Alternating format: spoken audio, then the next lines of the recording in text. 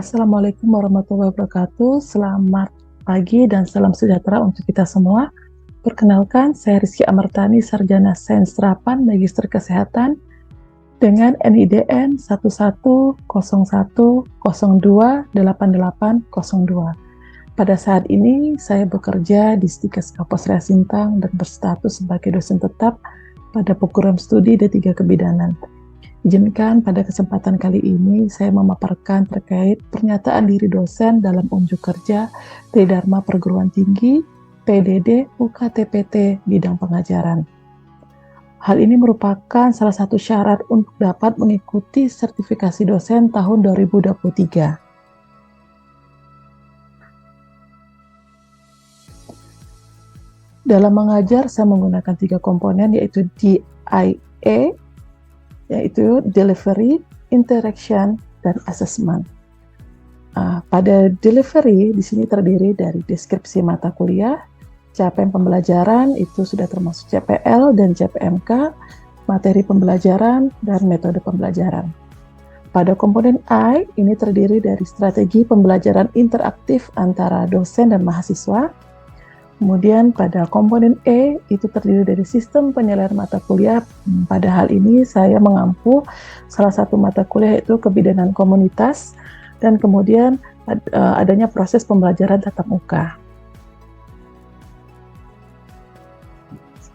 Di Prodi D3 Kebidanan saya mengampu salah satu mata kuliah yaitu kebidanan komunitas dengan kode BDC.11421 dengan bobot SKS 4 SKS, itu terdiri dari 2 teori, 2 praktek. Mata kuliah kebidanan komunitas ini dilaksanakan pada semester genap, yaitu pada semester 4. Kebidanan komunitas ini sendiri merupakan salah satu mata kuliah inti yang ada di kurikulum D3 Kebidanan, di mana mahasiswa wajib untuk dapat mengambil mata kuliah ini.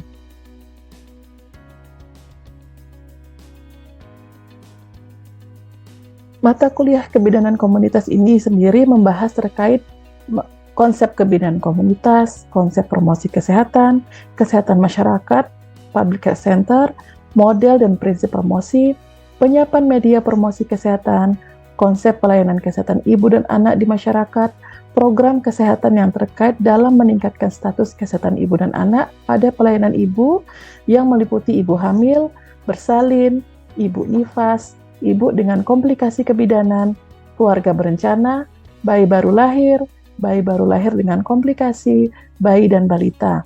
Kegiatan pemantauan wilayah setempat kesehatan ibu dan anak terdiri dari pengumpulan, pengolahan, analisis dan interpretasi data, serta penyebarluasan informasi ke penyelenggara program dan pihak atau instansi terkait tindak lanjut, sistem jaminan pelayanan kesehatan, epidemiologi dan statistik yang terkait dengan praktek kebidanan, ekologi manusia dan perilaku, serta culture awareness.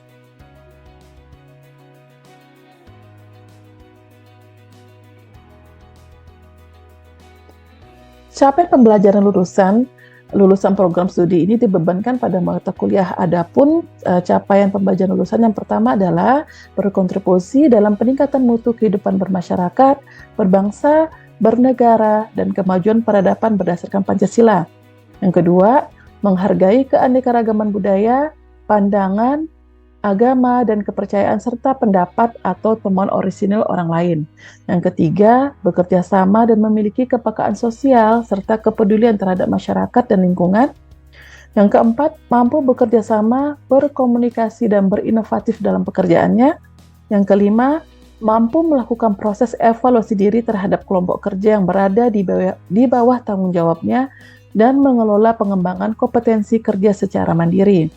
Yang keenam, menguasai konsep dasar kesehatan masyarakat dan promosi kesehatan perempuan, ibu, dan anak. Dan yang ketujuh adalah mampu melaksanakan promosi dan komunikasi informasi edukasi yang terkait dengan kesehatan ibu, anak, dan keluarga berencana dengan menggunakan media yang sudah dirancang oleh institusi.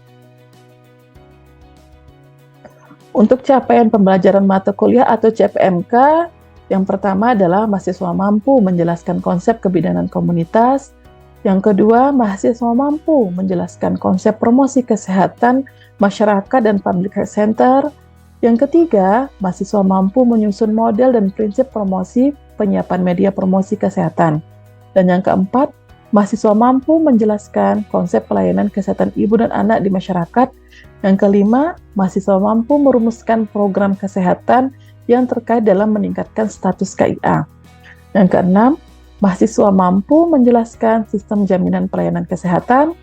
Yang ketujuh, mahasiswa mampu menjelaskan epidemiologi dan statistik dasar yang terkait dengan praktik kebidanan. Dan yang kedelapan adalah mahasiswa mampu menjelaskan ekologi manusia dan perilaku serta culture awareness. Ada 8 pokok bahasan dalam kebidanan komunitas yang akan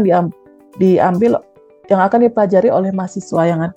Pokok bahasan yang pertama adalah konsep kebidanan komunitas, yang kedua konsep promosi kesehatan masyarakat dan public health center, yang ketiga model dan prinsip promosi penyiapan media promosi kesehatan, keempat konsep pelayanan kesehatan ibu dan anak di masyarakat, kelima program kesehatan yang terkait dalam meningkatkan status kesehatan ibu dan anak, keenam, sistem jaminan pelayanan kesehatan.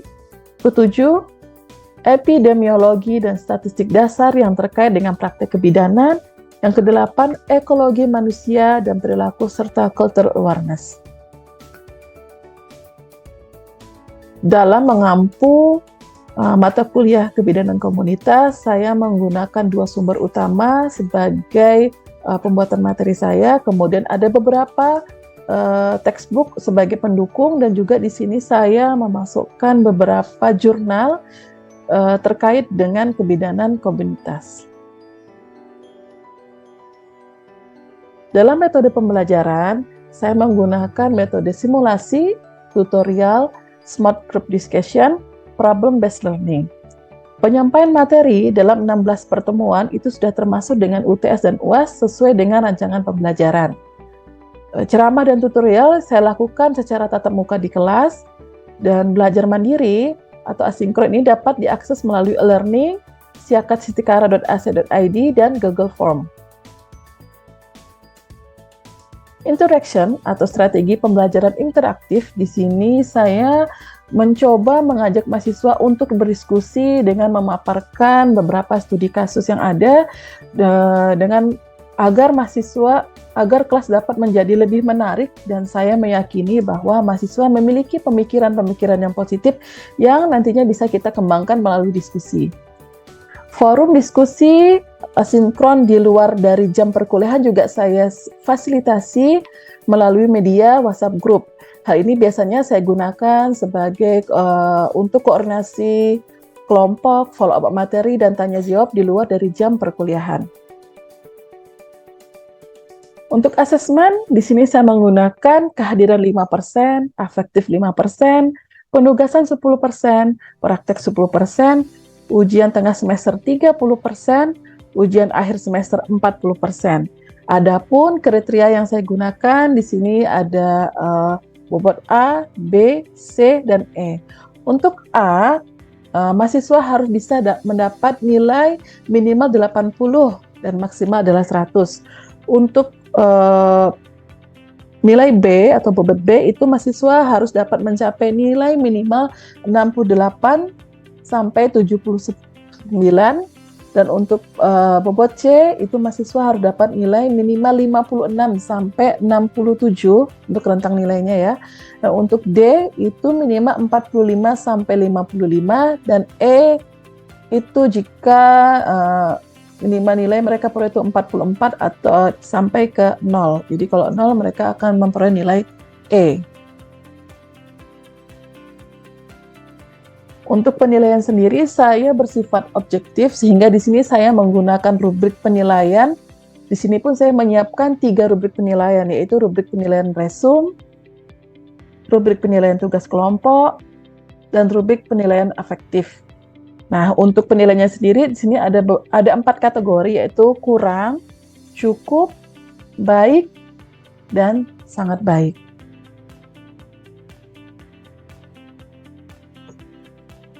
Setelah ini saya akan menampilkan video pembelajaran yang sudah saya laksanakan pada mahasiswa semester 4 pada mata kuliah Kebidanan Komunitas. Selamat menyaksikan.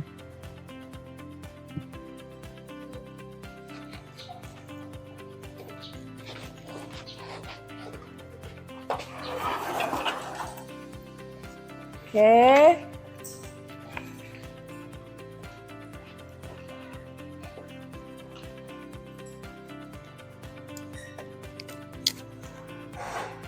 Assalamualaikum warahmatullahi wabarakatuh. Selamat pagi dan salam sejahtera untuk kita semua. Selamat pagi. Oke, teman-temannya sudah hadir semua hari ini? Sudah siap untuk belajar, kakak-kakak? Sudah. Oke, hari ini kita materi tentang kebidanan komunitas ya. Oke Kak, sebelum mulai pembelajaran, kita berdoa terlebih dahulu agar diberikan kemudahan dan kelancaran dalam menerima pembelajaran yang akan saya berikan. Berdoa berdasarkan keyakinan dan kepercayaan masing-masing. Berdoa mulai.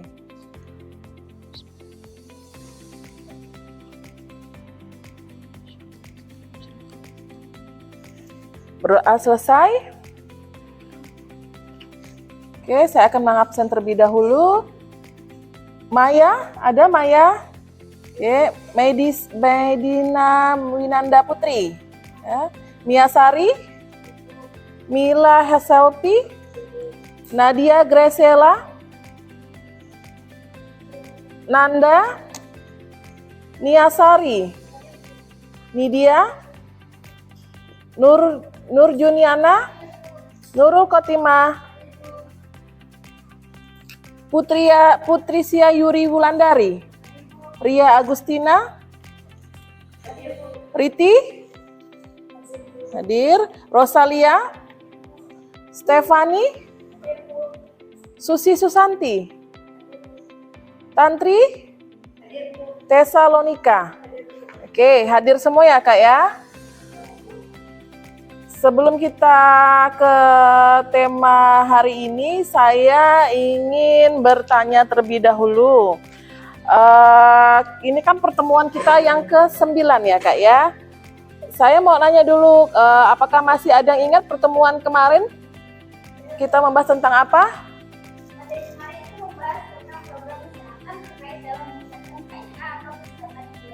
Oke, ada yang bisa memberikan contohnya? Meningkatkan pertolongan persalinan tenaga profesional, deteksi dini resiko tinggi ibu hamil, meningkatkan pelayanan neonatus. Oke, bagus ya. Nanti saya harapkan yang lain juga nanti di rumah, di asrama boleh dibaca-baca lagi materi yang telah disampaikan kemarin. Ya. Untuk pertemuan kali ini kita akan membahas terkait dengan prinsip pengelolaan program KIA, KB di wilayah kerja ya. KIA itu kesehatan ibu dan anak dan KB adalah keluarga berencana. Dan ini merupakan pertemuan kita yang ke-9 ya. Kita langsung saja. Nah, di sini ada capaian pembelajaran lulusan. Kita lihat bersama. Capaian pembelajaran lulusan yang pertama itu adalah mahasiswa dapat berkontribusi dalam peningkatan mutu kehidupan bermasyarakat, berbangsa, bernegara, dan kemajuan peradaban berdasarkan Pancasila. Dan yang kedua, menguasai konsep dasar kesehatan masyarakat dan promosi kesehatan perempuan, ibu, dan anak. Dan yang ketiga, mampu melaksanakan promosi dan KIE yang terkait dengan kesehatan ibu, anak, dan KB dengan menggunakan media yang sudah dirancang oleh institusi. Nah, untuk capaian pembelajaran mata kuliah di sini yang pertama adalah mahasiswa mampu menjelaskan konsep pelayanan kesehatan ibu dan anak di masyarakat. Yang kedua, mahasiswa mampu merumuskan program kesehatan yang terkait dalam meningkatkan status KIA. Oke, kita mulai ya. Nah, di sini ada peningkatan pelayanan KB. Pelayanan KB berkualitas adalah pelayanan KB yang sesuai dengan standar dengan menghormati hak individu sehingga diharapkan mampu meningkatkan derajat kesehatan dan menurunkan tingkat fertilitas atau kesuburan. Ya, pelayanan KB bertujuan untuk menunda, menjarangkan, atau menghentikan kehamilan dengan menggunakan metode kontrasepsi. Nah, ini beberapa jenis metode kontrasepsi. Yang pertama alamiah, itu kita biasa menggunakan sistem kalender. Metode amenorelaktasi ini biasanya diberikan kepada ibu-ibu yang sedang menyusui. Jadi ibu menyusui bisa menggunakan metode amenorelaktasi. Namun perlu dijelaskan juga bahwa dari beberapa jenis KB ini juga pasti ada angka kegagalannya ya, walaupun tingkat kegagalannya itu tidak terlalu tinggi. Nah, untuk metode KB hormonal di sini ada pil, suntik, dan susuk. Untuk metode KB non hormonal di sini ada kondom, AKDR atau IUD, vasektomi, dan tubektomi. Nah, untuk pengelola program KB perlu memfokuskan sasaran pada kategori PUS atau pasangan usia subur dengan 4 terlalu. Yang pertama, terlalu muda itu jika usia di bawah 20 tahun, terlalu tua jika usia di atas 35 tahun, terlalu sering itu ada perbedaan usia antara anak sangat dekat atau kurang dari 2 tahun. Jadi antara anak pertama ke anak kedua itu tidak nyampe usianya 2 tahun. Biasanya 6 bulan anaknya yang pertama selesai menyusui, ternyata ibunya hamil. Nah ini terlalu dekat juga, terus nanti baru anak kedua baru lahir udah hamil lagi. Nah itu jadi terlalu dekat jaraknya ya. Nah kemudian terlalu banyak, itu memiliki lebih dari 4 orang anak ya. Nah ini yang perlu kita fokuskan untuk pada pasangan usia subur, yaitu 4 terlalu. Untuk mempertahankan dan meningkatkan cakupan peserta KB, yang pertama adalah dari aspek kualitas perlu diterapkan pelayanan yang sesuai standar dan variasi pilihan metode KB. Jadi metode KB itu variasinya banyak. Nanti tinggal bagaimana kita memberikan informasi ke ibu terkait dengan jenis-jenis metode KB. Jadi disesuaikan dengan kebutuhan ibu dan keinginan ibu, ya. Dari segi teknis, perlu dilakukan pelatihan klinis dan non-klinis secara berkesinambungan. Nah, ini penting untuk nakes. Tetap harus ada, walaupun nanti lulus sekolah, kalian sudah punya ijazah, tetapi begitu kalian bekerja, itu harus tetap ada mengikuti pelatihan-pelatihan, karena perkembangan ilmu itu berkembang ya, dinamis. Nah, jadi tetap harus kalian mengikuti pelatihan-pelatihan secara berkesinambungan untuk mengetahui update terbaru terkait dengan kontrasepsi. Kemudian aspek manajerial, pengelola KB perlu melakukan revitalisasi dalam segi analisis situasi program KB dan sistem pencatatan dan pelaporan pelayanan KB. Nah ini nanti fokusnya di komunitas adalah pencatatan dan pelaporan. Ya. Pelayanan KB merupakan salah satu strategi untuk mendukung percepatan penurunan angka kematian ibu melalui yang pertama mengatur waktu, jarak, dan jumlah kehamilan ya. Tadi sudah dijelaskan di awal mengatur waktunya. Jadi ketika anak pertama belum sampai usia 2 tahun, berarti kita atur lagi bagaimana caranya agar ibu tidak hamil gitu ya. Kemudian jaraknya tadi ya, jadi jarak anak pertama, kedua, ketiga, dan seterusnya. Nah jumlah, jadi 4 itu sudah terlalu banyak ya sebenarnya. Nah jadi 4 terlalu tadi perlu menjadi fokus utama kita. Kemudian mencegah atau memperkecil kemungkinan seseorang perempuan hamil mengalami komplikasi yang membahayakan jiwa atau janin selama kehamilan, persalinan, dan nifas. Nah ini jadi dengan adanya pengaturan jarak itu dapat memperkecil kemungkinan terjadinya komplikasi pada ibu hamil. Kemudian mencegah atau memperkecil terjadinya kematian pada seorang perempuan yang mengalami komplikasi selama kehamilan, persalinan, dan nifas. Pelayanan keberlanjutan atau continue of care dalam pelayanan KB yang pertama pendidikan kesehatan reproduksi pada remaja, konseling wanita usia subur atau calon pengantin, konseling KB pada ibu hamil, promosi KB pasca persalinan, pelayanan KB pasca persalinan, dan pelayanan KB interval. Nah, di sini ada deteksi dini faktor dan komplikasi kebidanan dan neonatus oleh tenaga kesehatan maupun masyarakat. Ya, nanti karena kita membicarakan bidan komunitas, berarti nanti kita berkecimpung di masyarakat. Ya. Faktor resiko pada ibu hamil itu pada primigravida kurang dari 20 tahun atau lebih dari 35 tahun. Tadi di depan sudah kita bahas ya. Kemudian anak lebih dari 4, jarak persalinan terakhir dan kehamilan sekarang kurang dari 2 tahun. kurang energi kronis atau KEK itu biasanya kita dengan pemeriksaan lingkar lengan atas jika kurang dari 23,5 cm maka itu masuk dalam kategori KEK. Kemudian penambahan berat badan kurang dari 9 kilo. Jadi selama kehamilan itu minimal naik berat badan itu adalah 9 kilo. Jadi kalau kurang, nah itu kita bisa mengarah ke KEK. Kemudian adanya anemia dengan pemeriksaan HB itu jika kurang dari 11 gram ya. Tinggi badan kurang dari 145 atau dengan kelainan bentuk panggul dan tulang belakang. Nah, tinggi badan ini minimal adalah 145 cm. Jikalau kurang, maka risiko ibu untuk dapat melahirkan normal itu tinggi ya, karena panggulnya kemungkinan sempit. Riwayat hipertensi pada kehamilan sebelumnya atau sebelum kehamilan ini. Nah, ini menjadi fokus utama kita, perlunya kita ketahui apakah ibunya memiliki riwayat hipertensi atau tidak. Nah, sedang atau pernah menderita penyakit kronis antara lain tuberkulosis, kelainan jantung, ginjal, hati, psikosis, kelainan endokrin, diabetes mellitus, sistemik lupus erythematosus dan lain-lain, tumor dan keganasan.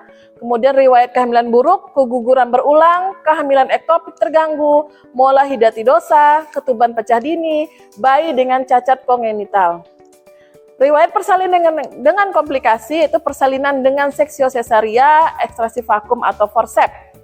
Riwayat nifas dengan komplikasi yaitu perdarahan pasca salin, infeksi masa nifas, psikosis postpartum atau postpartum blues. Nah, ini sekarang sudah mulai banyak ya yang mengalami postpartum blues. Nah, ini jadi fokus utama kita juga ketika nanti kita berada di masyarakat untuk dapat mengidentifikasi adakah kemungkinan postpartum blues terjadi pada pasien-pasien kita ya. Kemudian riwayat keluarga, penderita kelainan kencing manis, hipertensi dan riwayat cacat kongenital, kelainan jumlah janin yaitu kehamilan ganda, janin sempit, kehamilan ganda itu kembar ya. Kemudian kelainan besar janin, pertumbuhan janin terhambat, janin besar.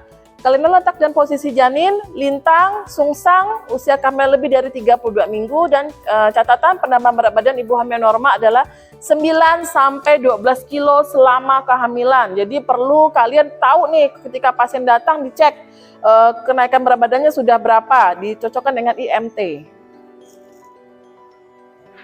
Deteksi dini untuk komplikasi pada neonatus dengan melihat tanda atau gejala, pertama tidak mau minum atau menyusu atau memuntahkan semua. Jadi kalau melihat anak sakit ini sudah dikasih minum sudah tidak mau, nah kita perlu waspada.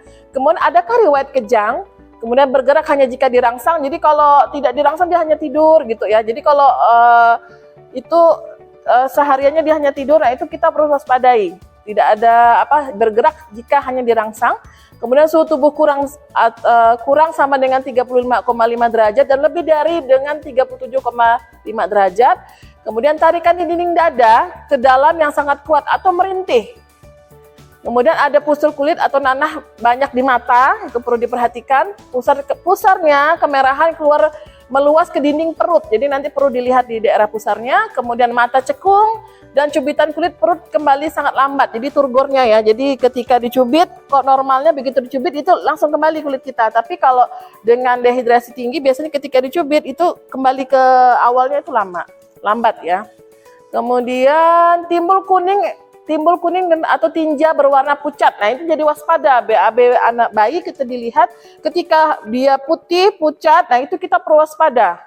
Nah ya, jadi warna kuningnya itu lari ke tubuh biasanya. Kemudian berat badan menurun, umur rendah dan atau ada masalah pemberian ASI, BBLR, kelainan kongenital seperti ada celah di bibir dan langit-langit ya. Nah, ini komplikasi pada neonatus, yang pertama prematuritas dan BBLR, asfiksia, infeksi bakteri, kejang, ikterus, diare, hipotermia, tetanus, masalah pemberian ASI, trauma lahir, sindrom gangguan pernapasan, kelainan kongenital, dan lain-lain. Nah, sampai di sini apakah ada yang mau disampaikan atau ditanyakan? Oke, silakan Kak. Di luar sana kan masih banyak keluarga yang tidak berPKB dan adanya isu jika banyak anak banyak Jadi, bagaimana kita sebagai nakes menghadapi keluarga yang masih banyak tidak mau PKB dan masih memiliki keluarga? Oke, bagus sekali pertanyaannya. Kira-kira dari teman-teman yang lain ada yang bisa membantu menjawab? Ada? Langsung dari saya ya. Oke, memang sekarang masih ada beberapa orang yang meyakini bahwa memiliki banyak anak itu bakal banyak rezeki. Kemudian ada juga keyakinan-keyakinan yang melarang penggunaan KB. Nah, itu di masyarakat masih banyak seperti itu. Jadi nanti ketika kalian turun, kemungkinan akan bertemu masyarakat yang demikian. Lalu bagaimana tindakan kita? Nah, tentunya ini kita kembalikan lagi ke hak pasien. Tadi di depan ada ya, hak pasien ya. Jadi pasien itu memiliki hak untuk memilih. Ya, boleh menolak, boleh menerima tindakan. Namun jika pasien menolak bukan berarti kita diam saja. Nah, apalagi kita bicara di komunitas. Nah, bagaimana tindakan kita? Yang perlu kita lakukan yang pertama adalah dengan mengadakan penyuluhan-penyuluhan yang kita adakan di wilayah setempat, di desa binaan kita. Dengan salah satu langkah utama adalah mendekati tokoh-tokoh yang ada di masyarakat. Jadi kita rangkul nih tokoh-tokohnya, misal tokoh adat, tokoh agama, kita rangkul dulu. Nah, kalau itu sudah kita bisa dekati, baru kita ajak, Pak, ini kita mau bikin kegiatan. Ini tujuannya apa, per-KB dan sebagainya. Mengingat lonjakan penduduk di desa ini tinggi, misalnya seperti itu. Nah, jadi ketika kita sudah dapat dukungan oleh tokoh yang ada di tempat kita bekerja nantinya, atau wilayah nanti ketika kalian turun di lapangan, itu biasanya ketika kita mengadakan kegiatan, itu akan lebih disupport dan masyarakat akan mau datang. Berbeda kalau misalkan kita tidak ada pendekatan ke tokoh-tokoh setempat, biasanya kita ngadakan sepi, nggak ada yang mau datang, gitu ya. Nah, jadi langkah pertama bisa kita dekati dulu, kemudian kita berikan informasi, edukasi. Nah, memang sih kita berbicara di kelas dengan di lapangan itu berbeda ya. Ketika di berkelas seperti ini. Nah, ketika di lapangan mungkin akan berbeda reaksi dari masyarakat. Nah, tapi bukan berarti kita lalu diam saja, tetap kita upayakan, misalkan dengan informasi-informasi tadi ya, bisa media, bisa dengan penyuluhan, atau nanti pas ibu-ibunya datang posyandu di tempat kita, kasih informasi tentang penggunaan KB, ya seperti itu. Nah, tapi kita tidak boleh memaksa, itu kembali ke hak pasien, cuman kita sebagai nakes tetap memberikan informasi. Oke, ada lagi yang mau ditanyakan terkait ini? Apakah sudah cukup jelas? Oke ya. Nah, ini beberapa sumber yang saya gunakan sebagai bahan ajar saya ya. Yang pertama di sini ada buku utamanya, ada 2, kemudian pendukung-pendukung lainnya bisa kalian lihat, dan di sini juga saya masukkan beberapa jurnal yang boleh nanti kalian lihat gitu ya. Ini jurnal-jurnal terkait dengan kebidanan komunitas. Oke, ya. Nah, sebelum saya akhiri pertemuan kita kali ini, saya minta nanti untuk pertemuan berikutnya materi akan saya masukkan di e-learning. Silakan nanti dibuka, kemudian dipelajari dulu sehingga ketika kita masuk kelas kalian sudah tidak terlalu bingung ya. Jadi sudah dibaca terlebih dahulu, nanti kita jelaskan kembali di kelas. Oke, demikian pertemuan kita kali ini. Terima kasih atas perhatiannya. Untuk pertemuan berikutnya kita akan masuk di hari Selasa sesuai dengan jadwal perkuliahan saya. Tolong dipersiapkan materinya, dibaca dulu di akun e-learning yang ada di Stikara ini. Boleh dibaca-baca dulu untuk persiapan pertemuan di perkuliahan berikutnya. Terima kasih atas perhatiannya. Wassalamualaikum warahmatullahi wabarakatuh. Selamat pagi. Selamat pagi.